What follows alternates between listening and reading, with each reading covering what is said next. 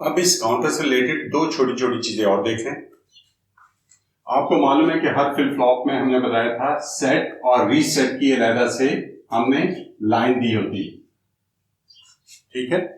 Counter में usually ये reset की लाइन को आपस में कंबाइन कर दिया जाता है और इसे बाहर निकाल दिया जाता है और इसका नाम रखा जाता है रीसेट। और जब आप काउंटर का ब्लॉक डायग्राम बनाएंगे तो आप इस फॉर्म में बनाएंगे। ये इसकी ये आउटपुट है जिसे आप कह सकते हैं ये Q0, Q1, Q2 और Q3। जितनी आउटपुट इसकी होगी उतने बिट का ये काउंटर कहलाएगा। एन बिट अप के अपवर्ड ये 0 से अपवर्ड काउंट करता है, ठीक है। एक इसके अंदर इनपुट होगी जहां क्लॉक आप दे रहे होंगे और एक इसके अंदर इनपुट होगी जिसे आप RST या रीसेट कहेंगे। आपने इससे बड़े साइज का अगर काउंटर बनाना हो और आपके पास सिर्फ 4 बिट का हो तो 4 बिट के दो आप मिलाएंगे, दो काउंटर फॉर्म 4 बिट के आप मिला लेंगे तो 8 बिट का बन जाएगा। क्या होगा कि ऊपर वाले काउंटर की ये आउटपुट जाएगी, इसको इसके साथ आप अगले काउंटर की क्लॉक के साथ अटैच कर देंगे रीसेट। तो ये मिलके ये बन जाएगा Q4, Q5, Q6, Q7। 12 bit का बनाना होगा। एक और काउंटर आईसी यहां पर लगाएंगे, इसकी 7th वाली जो लास्ट वाली हाईएस्ट बिट होती है उसको ले जाके उससे अगली आईसी के क्लॉक में लगा देंगे तो आप जितने बिट का मर्जी काउंटर बना लें। इस तरह हम सेकंड्स के लिए बनाते हैं काउंटर, फिर उससे आगे मिनट्स के लिए, फिर आवर्स के लिए काउंटर बनाते हैं जो इसी तरह आपस में अटैच हुए होते हैं। इसके बारे में हम मजीद देखेंगे, ठीक है। यहां तक पॉइंट क्लियर हो गया। इसके साथ मैंने अप काउंटर लिखा तो क्या कोई डाउन काउंटर भी होता है? वरना मुझे लिखने की जरूरत नहीं थी। जी, डाउन काउंटर भी होता है। अगर मैं इस क्यू बार को यहां पर जो अटैच किया है इसके बजाय इस क्लॉक को अटैच कर दूं इसके साथ, यानी कि बार के बजाय क्यू बार के बजाय अब मैंने क्लॉक लेनी शुरू कर दी क्यू से, तो ये जो मेरा काउंटर बन जाएगा ये फौरी तौर पर एन बिट डाउन काउंटर बन जाएगा। एन बिट डाउन काउंटर ये आपने बना के चला के खुद देखना है। इसको मैं आपके ऊपर एक्सरसाइज के तौर पर छोड़ रहा हूं कि आपने ये खुद करके देखना है। और जब हम अप काउंटर यूज करते हैं तो हम रीसेट की पिन यूज करते हैं रीसेट करने के लिए, और जब हम डाउन काउंटर शुरू करते हैं, अप काउंटर का मतलब है मैंने 0 से स्टार्ट करना है और जहां तक उसकी लिमिट है वहां तक जाना है। डाउन काउंटर का मतलब है मैंने 1 1 1 से शुरू करना है और 0 0 0 पर जाना है। तो इसका मतलब जब मैं डाउन काउंटिंग शुरू करूं ये सारे फ्लिप फ्लॉप 1 1 1 शो कर रहे हो, तो उसके लिए हम अब दूसरी लाइन यूज करेंगे इन फ्लिप फ्लॉप की। पहली हमने रीसेट वाली यूज की थी, अब वो लाइन यूज करेंगे जो फ्लिप फ्लॉप को सेट कर देती है और सब लाइंस को उसके साथ अटैच कर देंगे और यहां पर अटैच कर देंगे। ये रीसेट की लाइन है, ये सेट की, ये रीसेट की लाइन है, सेट की, रीसेट, सेट, ठीक है। तो आप डाउन काउंटर जब लेंगे उसकी डायग्राम भी सेम यही होगी। रीसेट की जगह समझे यहां पर अब हो जाएगा सेट और सेट। तो सबसे पहले आप सेट का बटन ऑन ऑफ करेंगे, ये सब 1 1 1 हो जाएंगे। अब जब आप क्लॉक पल्सेस देना शुरू करेंगे यहां पर तो ये 1 1 से डाउनवर्ड, यानी कि अब वो शुरू करेगा ये, फिर उसके बाद हो जाएगा 1 1 0, फिर 1 0 1, फिर 1 0 0 और इस तरह ये डाउनवर्ड चलना शुरू हो जाएगा। और अगर आपने ऊपर 7 सेगमेंट डिस्प्ले लगाया होगा तो आपको उसी तरह का डिस्प्ले आना शुरू हो जाएगा। आपको अप काउंटर बनाना आना चाहिए। कितने बिट का बनाना है? बहुत आसान काम है। अप काउंटर के लिए उलट काम आपको लगेगा, क्यू बार से लेते हैं क्लॉक पल्स, और डाउन काउंटर के लिए क्यू से लेते हैं। सिंपल। ये उसकी ब्लॉक डायग्राम है। उसकी ये सिग्नल आपने कैसे बनाए, जो वैल्यूज जा रही थी क्लॉक की वो आपने कैसे बनाई वो आपको मालूम हो जाना चाहिए। अब आप अप और डाउन काउंटर बाइनरी जब बनाना चाहें आप इजीली बना सकते हैं। अब तक जो हमने काउंटर बनाए हैं दोनों, उसमें अप काउंटर हमेशा 0 से स्टार्ट करेगा और अपनी मैक्सिमम वैल्यू तक जाएगा, यानी कि सबको 1 1 1 कर देगा। यानी कि ये काउंटर अगर चलेगा तो 0 से 7 तक चल रहा होगा। इसको मैं डाउन काउंटर में कन्वर्ट कर दूं तो ये 7 से स्टार्ट करेगा और 0 के ऊपर खत्म करेगा। अब मैं क्या चाहता हूं, मैं चाहता हूं कि नहीं भाई ये 7 पर खत्म ना करे, बल्कि एक काउंटर बनाना चाहता हूं जो 0 से स्टार्ट करे और 7 तक चला जाए।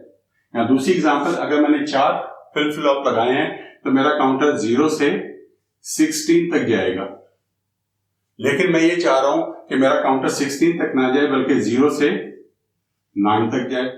उसी तरह यहां मैं चाह रहा हूं 0 से 7 तक ना जाए बल्कि 0 से लेकर 4 तक चला जाए। आप ये कोई भी रख सकते हैं जो 7 से नीचे नीचे की लिमिट हो। तो ये मैं किस तरह से बनाऊंगा, ठीक है। अब हम इसको देखते हैं कि अगर आपने अब तक जो काउंटर बनाए वो अपनी एक्सट्रीम लिमिट तक जाता है, उसको कंट्रोल करके अब मैं बनाता हूं कि ये वाला काउंटर मैं चाहता हूं 0 से लेकर 4 तक चले। 0 1 2 3 4 यहां तक चले और उसके बाद वापस फिर 0 पर चला जाए।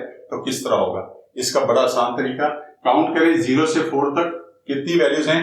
0 1 2 3 4 5 वैल्यूज हैं। जो 5 आ गया इसको डिवाइड करके बाइनरी नंबर में कन्वर्ट करें।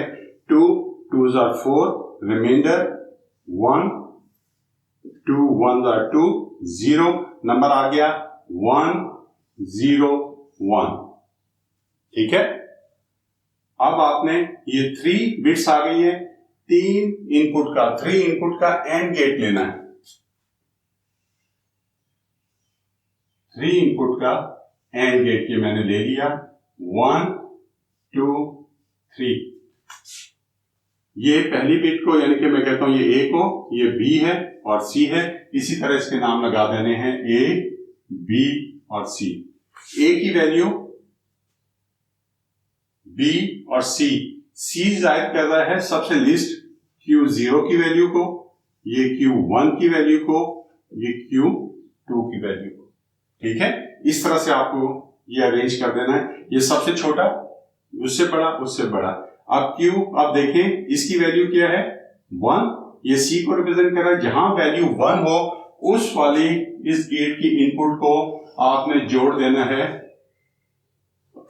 उसको आपने जोड़ देना है उस फ्लिप फ्लॉप की Q वाली इनपुट से, और जहां पर ये वैल्यू 0 हो जाए उस फ्लिप फ्लॉप की Q बार वाली इनपुट से जोड़ना है, यानी कि Q1 की Q1 बार B को जो मैं जोड़ूंगा वो अटैच करूंगा इसकी Q बार वाली इनपुट से। अब ये अप काउंटर है ना, तो ये मैं इसको चेंज कर देता हूं ताकि ये अप काउंटर पता चले। ये अप काउंटर था और ये भी यहां नहीं जुड़ेगा, ये डाउन काउंटर बनाया था, ये यहां जुड़ा हुआ था। ये इनपुट पिन है, तो इनपुट पोर्ट एक आउटपुट है और ये भी इनपुट है और ये भी इनपुट। मैंने बताया था किसी भी एक वायर के साथ एक से ज्यादा आउटपुट नहीं लग सकती, लेकिन एक लाइन के साथ जितनी मर्जी चाहे इनपुट की लाइन लगा दें। ये भी इनपुट है, ये भी इनपुट है, ये जितनी मर्जी लग जाए फर्क नहीं पड़ता, लेकिन आउटपुट एक ही होनी चाहिए। एक से ज्यादा होगी तो फिर हमें और गेट लगाना पड़ेगा, या बाद सूरतों में ट्राई स्टेट गेट लगाना पड़ेगा जब बस से कनेक्ट करते हैं। रिपीट हो गया। अब ये Q2 की क्या वैल्यू है 1, A से रिप्रेजेंट होता है, ये 1 है तो इसे मैं Q से अटैच कर दूंगा, ये जुड़। ये प्रोसेस करने के बाद आपने इन फ्लिप फ्लॉप की रीसेट वाली लाइन जो बनी हुई थी, ये जो रीसेट में जा रही थी, ये वाली और ये वाली और ये वाली, इस लाइन को अब आपने जोड़ देना है रीसेट वाली लाइन को इस गेट की आउटपुट से। होगा क्या कि जब चलते चलते मेरा क्लॉक 4 पर आएगा, जैसे ही 5 पर पहुंचेगा ये तमाम इनपुट्स 1 1 हो जाएंगी। जैसे ही 1 होगी इसकी आउटपुट 1 होगी और इसे रीसेट करके ये 0 पर कर देगा। फिर सुने, जब मेरा क्लॉक काउंटिंग शुरू करेगा 0 1 2 3 4 और जैसे ही 5 पर पहुंचेगा 1 0 1 1 0 1 का मतलब है ये भी 1 हो जाएगी वैल्यू, ये बार से आ रही है तो ये भी 1 हो जाएगी, ये भी 1 होगी। जब ये 1 होगी तीनों, तो एंड गेट की आउटपुट क्या होती है? 1। जैसे ये 1 होगी, ये 1 इधर आएगा और रीसेट की पिन को 1 करेगा। जब रीसेट की पिन को 1 करेगा तो ये तमाम के तमाम 0 0 हो जाएंगे और 0 0 होने से इसकी आउटपुट 0 हो जाएगी और ये सारा आपका काउंटर रीसेट हो जाएगा और फौरी तौर पर दोबारा 0 से काउंटिंग शुरू कर देगा।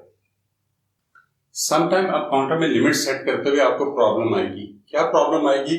आपको मालूम है कि ये काउंटर सारे आईसीस की फॉर्म में मिलते हैं, 1 2 3 4, और यूजली तौर पर इनकी आउटपुट जो दी जाती है वो Q0, Q1 और Q2 दिया जाता है। ये कॉम्प्लीमेंट अवेलेबल नहीं होता। अगर ये सिचुएशन आ जाए तो फिर आप इस आउटपुट को किसी तरह भी Q बार के साथ, ये वाली आउटपुट दी जा रही है, ये इसकी आउटपुट जो इसकी इनपुट बनेगी, इसको किसी तरह Q1 बार से नहीं अटैच कर सकते, ये आपको अवेलेबल ही नहीं है। इस सूरत में बड़ा सिंपल सॉल्यूशन है, यहां पर कनेक्शन नहीं बन सकेगा। तो आपने ये करना है कि जो लाइन कंप्लीमेंट हो, 0 हो, उसके साथ नॉट गेट लगा देना है और ये नॉट गेट की इनपुट को उस फ्लिप फ्लॉप की Q वाली इनपुट से जोड़ देना है, ये जो निकली होंगी। तो आपका वही काम हो जाएगा जो Q बार कर रही है और आपका ये लिमिट वाला काम दोबारा से चलना शुरू हो जाएगा। अब मैं डाउन काउंटर की तरफ आता हूं। अब हम देखेंगे कि अगर डाउन काउंटर में हमने लिमिट सेट करनी हो तो हम क्या करेंगे। डाउन काउंटर में कैसे होता है, हाईएस्ट वैल्यू से क्लॉक काउंटर चलेगा और मिनिमम पर आएगा। इसमें जो लिमिट सेट की जाती है, मैक्सिमम जो है वो ये इनिशियल यही रहती है। जैसे अब काउंटर में थी कि 0 वहीं पर आएगा, ये वाली वैल्यू चेंज होगी, इसमें भी ये चेंज होगी। फर्स्ट करें, आप कहते हैं जी ये 7 से 4 तक आए और उसके बाद दोबारा फिर 7 पर चला जाए और ये साइकिल के अंदर चलता चला जाए। अब इसका तरीका ये होगा, डाउन काउंटर के लिए आप देखेंगे कि लोअर लिमिट क्या दी है, 4 से कम वैल्यू लेंगे 3 और उसको कन्वर्ट कर देंगे 2 1 2, ये 0, आपके पास आ गई 1 0 और क्योंकि ये तीसरी बिट है, हाईएस्ट बिट को ऑटोमेटिक आप यहां पर 0 कर देंगे खुद। ठीक है, जितने ये फ्लिप फ्लॉप हों उससे कम बिट्स आ जाएं तो इस साइड के ऊपर आप बिट्स का नंबर का इजाफा करेंगे और 0 0 लगाते जाएंगे। ये शो कर रही है Q0 को, ये Q1 को और ये Q2 को। ये करने के बाद अब मैं इस अप काउंटर को कन्वर्ट करता हूं डाउन काउंटर में। कैसे कि Q वाली आउटपुट से अब मैंने जोड़ दिया इनको, तो ये अप काउंटर बन से डाउन काउंटर बन गया और यहां पर मैंने अप की जगह डाउन कर दिया। ठीक है, अब उसी तरह दोबारा एंड गेट लेंगे, ये इनपुट और ये इनपुट, इसे मैं कह दूंगा Q0, Q1, Q2। जो इनपुट की वैल्यू 0 होगी वहां पर मैं नॉट गेट लगा दूंगा, ताकि अगर आप आईसी से बना रहे हैं तो आपको नॉट गेट लगाना पड़ेगा। अगर आप खुद ये फ्लिप फ्लॉप से बना रहे हैं तो नॉट नहीं लगाना पड़ेगा। आप इसे Q0 बार से जोड़ देंगे, इसे Q2 बार से जोड़ देंगे। अब आपके पास अज्यूम किया कि आईसी नहीं है, आईसी की फॉर्म में है, तो ये काम नहीं चलेगा। तो इसको Q0 लेंगे और इसको जाके अटैच करेंगे, Q0 Q से अटैच कर देंगे। ठीक है, Q1 को यहां से ले जाके इससे अटैच कर देंगे Q1 आउटपुट को, और इसको यहां से ले जाके इससे अटैच कर देंगे। और जो इसकी आउटपुट होगी, अब याद रखें डाउन काउंटर के लिए रीसेट वाली हम पिन यूज करेंगे, अप काउंटर के लिए रीसेट वाली। अप काउंटर रीसेट यूज करेंगे, डाउन काउंटर सेट यूज करेंगे, इसको इससे मिला देंगे। ठीक है, अज्यूम करें कि आप इसको भी इससे मिलाना चाहते हैं और यहां पर सेट का कोई बटन भी इसके साथ अटैच करना चाहते हैं, तो एक साथ 2 आउटपुट अटैच नहीं हो सकेगी। उस सूरत में आप हमेशा क्या करेंगे, और गेट लगाते हैं। इस और गेट की आउटपुट को इससे मिला देंगे और इन दोनों आउटपुट या 2 या 3 जितनी आउटपुट को इस लाइन से मिलाना चाह रहे हो उसे और गेट के थ्रू इससे अटैच करेंगे। डायरेक्टली 2 आउटपुट लाइन को एक लाइन से कभी अटैच नहीं करेंगे, या तो और गेट यूज करेंगे, और अगर डाटा बस से अटैच हो रहा होगा तो ट्राई स्टेट गेट यूज करेंगे। ठीक है, ये असूल हमेशा याद रखें। ये आपका डाउन काउंटर बन गया विद लिमिट कि अब ये 7 से 4 तक चलेगा, और जैसे ही 3 आएगा इसकी वैल्यू 1 होगी और फौरी तौर पर इंस्टेंट उसी इंस्टेंट में ये सारा रीसेट होकर दोबारा हाईएस्ट वैल्यू पर चला जाएगा। इसलिए सेट पर लगाते हैं कि अपनी हाईएस्ट वैल्यू के ऊपर 1 1 1 के ऊपर सेट हो जाए। अगर मैं ये नहीं करूंगा तो ये 0 0 पर चला जाएगा। ठीक है, अगर रीसेट के ऊपर लगाया हुआ ये इस फॉर्म के ऊपर आपका काम हो रहा होता है। आपने अप डाउन काउंटर बनाते हुए एक चीज नोट की होगी कि जब आपने अप काउंटर बनाना होता है तो इस वाली इनपुट लाइन को इससे जोड़ देते हैं, और जब डाउन बनाना होता है तो इससे जोड़ देते हैं। अब मैं चाहता हूं ऐसा काउंटर बनाना जो जब चाहे अप काउंटर के तौर पर काम करे, और जब मैं चाहूं वो डाउन काउंटर के तौर पर काम करे। यानी कि एक दफा वो इससे लाइन कनेक्ट हो जाए, दूसरी दफा इससे कनेक्ट हो जाए, और ये मेरे हाथ में कंट्रोल हो कि मैं इसे अप काउंटर के तौर पर चलाना चाहता हूं या डाउन काउंटर के तौर पर। कोई चीज आपके जहन में आई, कंपोनेंट जो मैं यहां पर लगा दूं तो मेरा काम हो जाएगा कि जब मैं चाहूं ये वाली लाइन इससे कनेक्ट हो जाए, और जब मैं चाहूं ये वाली लाइन इससे कनेक्ट हो जाए। कोई register, serial register parallel load में यूज की थी, बिल्कुल मल्टीप्लेक्सर। यहां पर अगर मैं मल्टीप्लेक्सर लगा दूं और इसकी आउटपुट मल्टीप्लेक्सर किधर लगा दूं, सिंगल बिट 2 चैनल मल्टीप्लेक्सर, और ये इसकी सिलेक्शन लाइन एक आ जाएगी। और इसी तरह यहां पर भी मैं मल्टीप्लेक्सर लगा दूं, इनपुट यहां से, दूसरी इनपुट यहां से, सिंगल चैनल, इनको मैं आपस में सिलेक्शन लाइन को मिला दूंगा, ये सिलेक्शन आ जाएगी। इसे मैं कहूंगा अप डाउन लाइन। जब इसकी वैल्यू 0 होगी ये लाइन इससे कनेक्ट हो जाएगी और मेरा काउंटर डाउन काउंटर के तौर पर यूज होगा। और जब मैं इसकी वैल्यू 1 करूंगा ये लाइन इससे कनेक्ट हो जाएगी, तो ये अप काउंटर के तौर पर काम करेगा। आपको जो आईसीज भी पास मिलेगी अप डाउन काउंटर की, उसके अंदर जो आपको शेप मिलेगी ये आउटपुट होगी, Q1 Q0 जितने बिट का है, ये क्लॉक होगा, ये रीसेट और समटाइम सेट की पिन भी मिल जाएगी उसके अंदर, और एक पिन और होगी उस पर लिखा होगा अप डाउन। और इसकी डाटा शीट आपको बताएगी कि चाहे 0 जब यहां पर होगा तो ये अप काउंटर के तौर पर काम करेगा, और जब यहां पर आप 1 दे देंगे तो ये डाउन काउंटर के तौर पर इस्तेमाल होने लग जाएगा, या जो भी उसके हिसाब से उन्होंने बताया होगा कि कब 0 पर अप चलेगा या डाउन चलेगा, वो डाटा शीट से आपको पता चल जाएगा और आपका ये काउंटर इस तरह काम करेगा। आपने अपने सॉफ्टवेयर में इसी तरह यहाँ मल्टीप्लेक्सर लगा के ये अप डाउन काउंटर बना के देखना है 3 बिट का। तो ये हमारा binary up down counter complete हो गया। और ये आपने देख लिया कि किस तरह हमने जेके फ्लिप फ्लॉप बनाया, उसे किस तरह टी में कन्वर्ट किया। जिस तरह डी हमारे लिए बहुत यूजफुल बन गया था एसआर से बनने के बाद फ्लिप फ्लॉप से, और हमने सारे रजिस्टर से बना लिए थे, उसी तरह JK flip flop simplified T form में कन्वर्ट होने के बाद हमारे लिए यूजफुल बना। और हमने अपने तमाम काउंटर्स जो थे, up counter, down counter, up counter with limit, down counter with limit और up down counter in T flip flop को यूज करते हुए बना लिया। जितने बिट का काउंटर बनाना था उतने फ्लिप फ्लॉप हमने वहां पर ऐड किए, और हमने पूरी डिटेल से देखा कि सिग्नल्स की क्लॉक फॉर्म क्या होती है और ये किस तरह ऑपरेट हो रहे होते हैं।